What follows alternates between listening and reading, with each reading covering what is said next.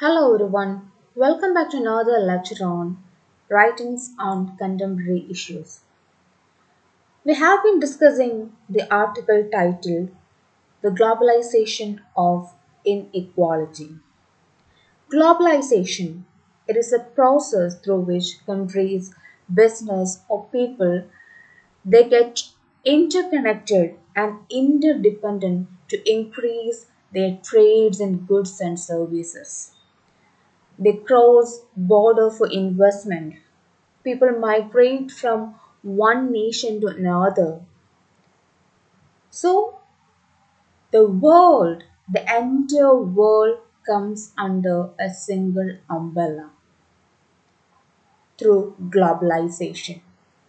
The globalization has a lot of advantages, but at the same time, it has disadvantages too. Here, in this article, P. Sainath, he focuses on one of the disadvantages of globalization. What is that disadvantage? It is inequality. How globalization is creating inequality in the society, in the different strata of the society. Especially, there is a wide gap between the rich and the poor people.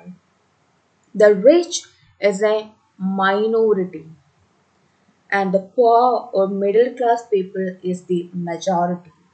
So, what is happening here? The minority they are vested with power and they are controlling the majority. The after effects of globalization that we can see across the world. In the previous lectures on this chapter, we have seen how globalization is creating inequality in different nations. We have also discussed some of the examples prevalent in Indian society. I hope you understood what we have discussed so far. Today, we are moving on to some more points in connection with globalization and inequality.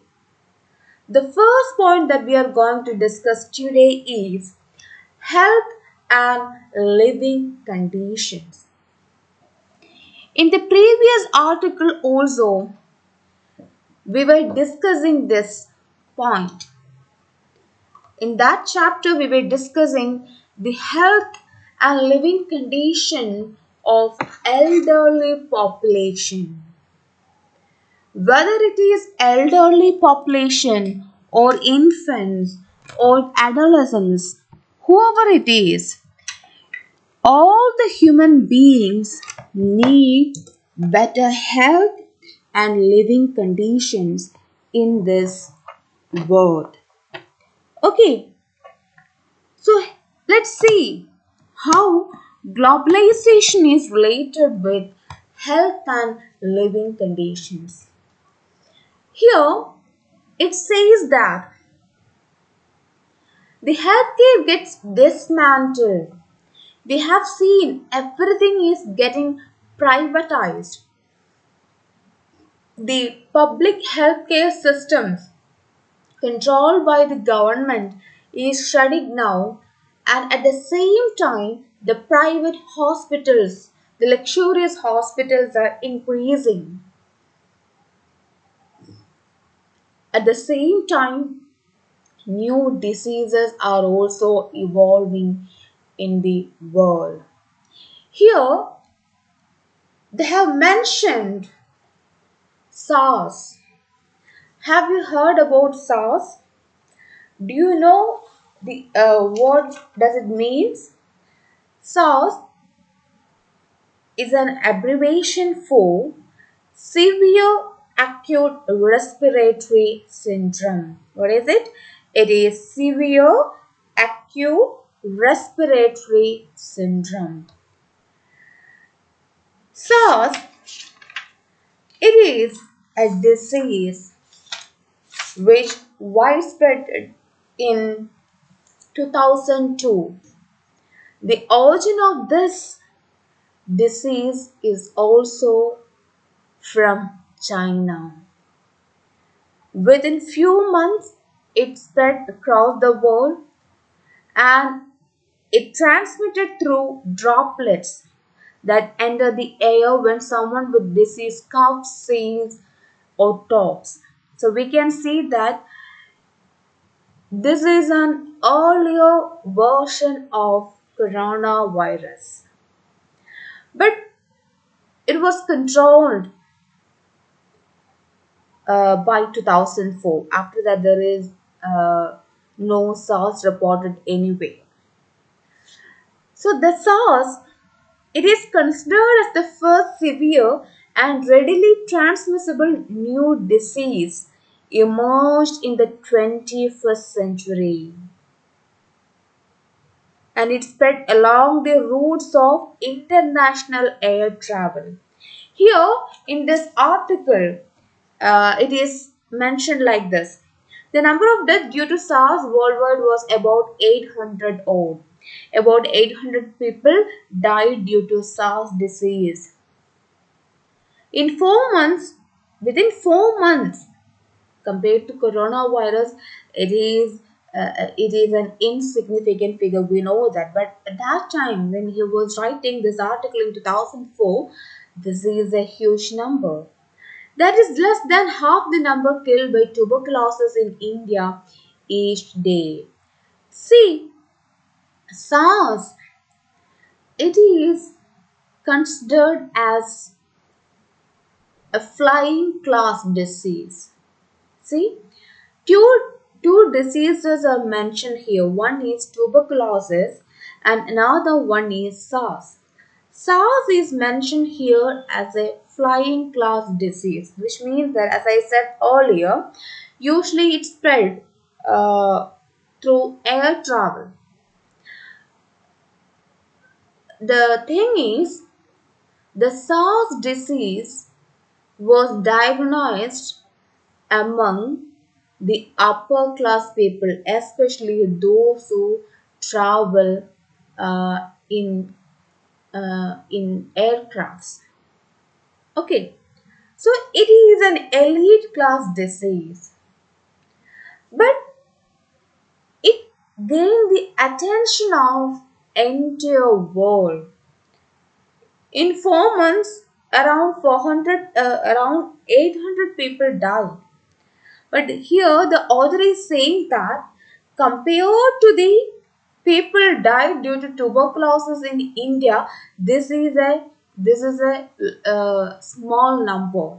See, that is less than half the number killed by tuberculosis in India each day.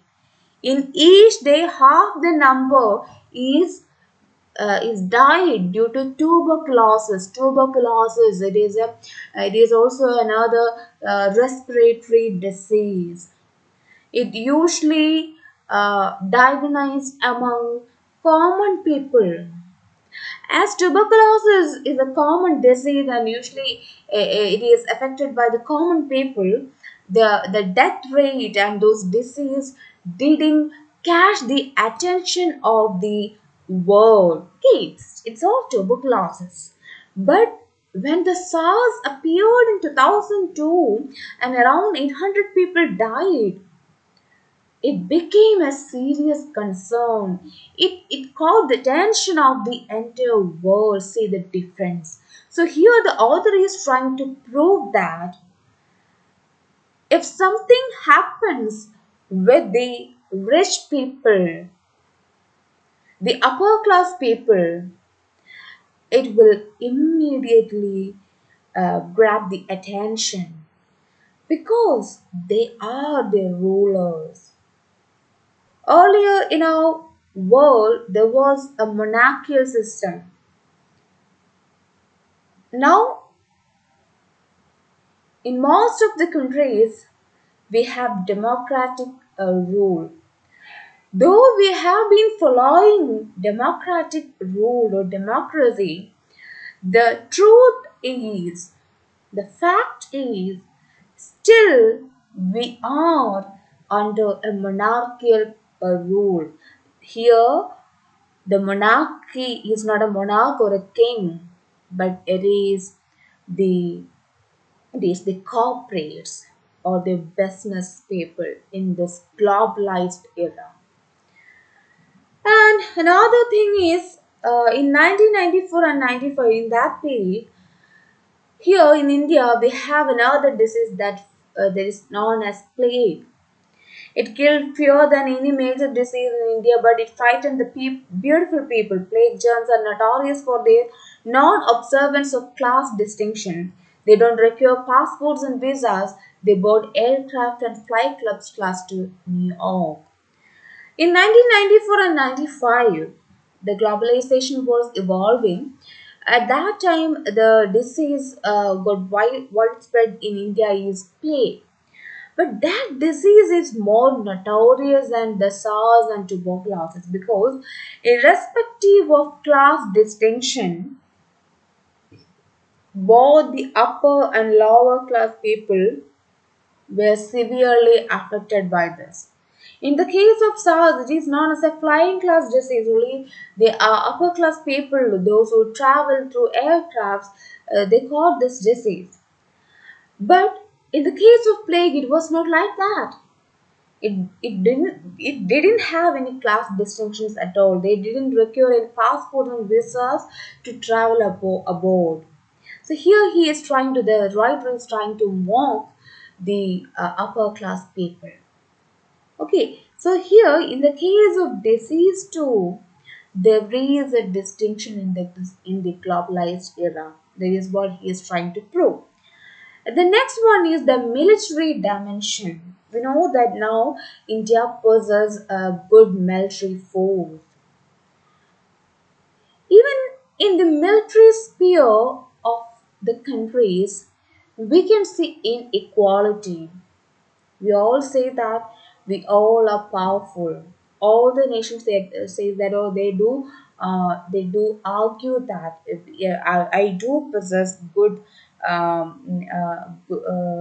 military power, military force. But we can see that it is not the same. The American military force compared to Iraq is different. Okay, we have witnessed the war between America and Iraq. When Iraq started to possess more munitions and the emergence of the Al Qaeda leader Saddam Hussein and all, the Americans got vigilant and they fight against Iraq. And after what happened, we have seen how America crushed Iraq. And whenever there is a threat, the military force got alert and they immediately settle their base in some places. Suppose if there is a conflict is arising between two nations, immediately the military force of those nations will get vigilant and they will settle their military base somewhere in the border. So setting a military base, which means it is the symbol of an upcoming war. So here also we can say that some nations do possess good military force, some others are not, because it is it is based on how developed those nations are. America is a developed nation. When Iraq started to possess a lot of munitions and they started to enrich their military force, Americans they got vigilant and they crushed Iraq because America it was an easy task for America because they have good military force, they have good weapons and ammunition, etc. So this inequality is there.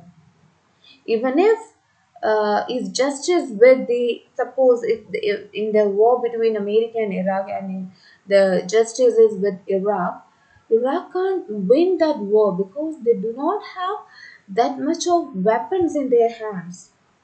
But America, as being a developed nation, they have everything. But Iraq is not a developed nation at all.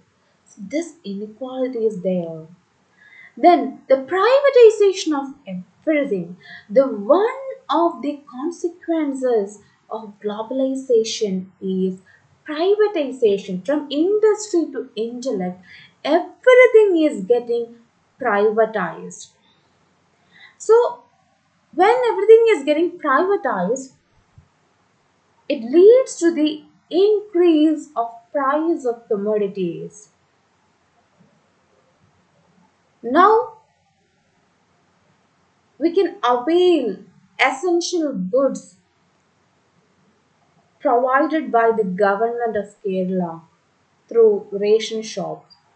Essential goods in the sense stationery items that we need for the cooking materials that we get.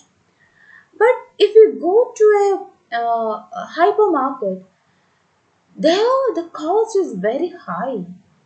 In ration shops, sometimes we get 1 kilo rice for 1 rupee. But in a hypermarket where you have to pay rupees 45 or 42 rupees per kg for rice. So that difference we can see. So when something is getting privatized, it is the private people, or it is the minority, they are deciding the price. If and that decision is final. So it is known as this kind of privatization is known as gangster capitalism. And author is saying that now we can see a war or rage between the elected government and mafia oligarchs. What is oligarchs? Oligarch means a country or business is under the control of a small group of people. So the conflict between the government and the corporates. Interestingly, even while supporting the arrested corporate chief, the Western media do not conceal that they are essentially corrupt mafioso. Meanwhile, the country after the country, the privatization of basic services has caused unimaginable distress. Serious inequality has begun to surface in countries that have not known it in a long time. In precise, we can say that in our nation or across the world, what is happening, everything is getting privatized, the basic services. We have seen what happened to BSNL with the emergence of lot of private mobile networks, especially after the emergence of Geo. Many people have changed or ported their mobile connection into Geo. They took Geo connection. It's very hard to find a person who do not have a Geo connection nowadays, because it's owned by a private corporate, and those who are using BSNL, it's very limited. What happened to BSNL? BSNL is crushed by the private mafia, and even the government is also supporting in an indirect manner, not directly. So, this is happening everywhere. When everything is getting privatized, the common people have to bear its consequences. So, it's hard to live in a society nowadays. And they have here given an example of Japan. What happened in Japan, or how Japan is different from other nations. So that we can discuss in the next chapter. With one more lecture, we will complete this chapter titled The Globalization of Inequality. With this, I'm winding up today's lecture. Thank you.